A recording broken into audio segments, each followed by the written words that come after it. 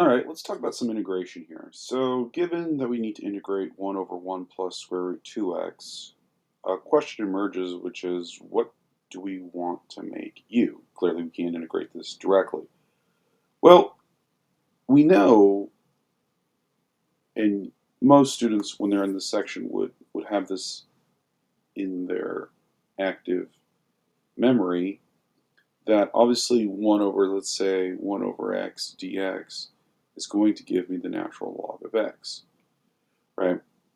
So it would make sense that we would want to let u equal 1 plus square root 2x, because this would give me 1 over u. But what am I going to get left over with? Well, if I take the derivative, I get du equals, now keep in mind that the square root of 2x is really 2x raised to the 1/2. So this is going to give me 1/2 times 2x raised to, now we're doing the derivative, so we have to subtract 1, so this is now negative 1/2. And then we have to multiply by the derivative of the inside function, which is 2x, so times 2. Now that kind of cleans up nicely. Gives me du, because of the 1/2 and the 2.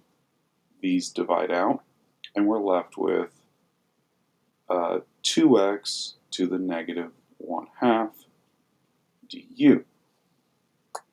And that is going to be the same thing as saying du equals 1 over the square root of 2x du. Remembering that whenever an exponent is negative, we flip it to the denominator. We flip the base is to the denominator. Okay, so we might look at that and say to ourselves, okay, that's nice, but I got this right here. Well, we'll go one step further.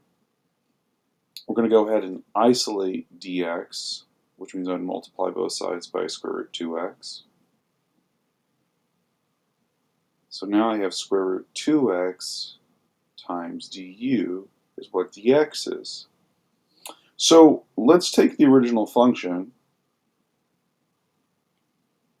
and let's just replace with what we have. So we have the integration. We said 1 plus square root 2x. We called that u. So we can say that's u. And we said dx is square root 2x times du. Square root 2x times du. And the problem is that we have an x still here. And so how do we deal with this? So what we can do, and the sneakiness of this is, remember, we said u right here.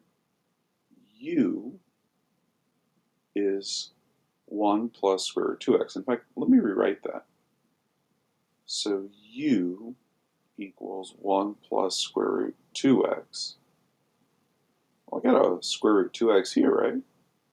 So now what I can do is I can subtract 1 from both sides, and u minus 1 equals square root 2x. So I can replace the square root 2x with u minus 1. So now I have the integration of 1 over u times u minus 1 du, which becomes u minus 1 over u du. Now we're happy with this because I can split this. We can rewrite this, well, let me be clear.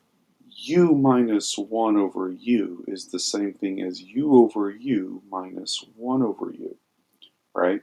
If the denominators match, then we can separate it as such.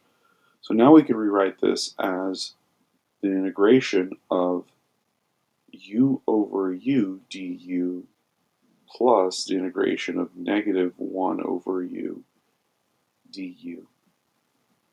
This is just going to be the integration of 1, which is u. This one I'm going to take the negative 1 and put it on the outside, and as we discussed earlier, 1 over u is just going to become the natural log u, and then we also got to throw in a plus c, so minus the natural log of u plus c. And we want to finish this off by recalling, hey, remember back in the beginning of this problem? What did we say u was? Well, u was right here, right? U was 1 plus square root 2x. So u is 1 plus square root 2x minus natural log 1 plus square root 2x plus c. And there we have it. So a little bit more sophisticated. You should have seen this back in Cal 1, but it's a nice little problem to review. Great little trick to keep in your arsenal when you're dealing with integration. All right, hope this works for you all. If not, let me know what I can do to make this better, and I'll see you in the next math video.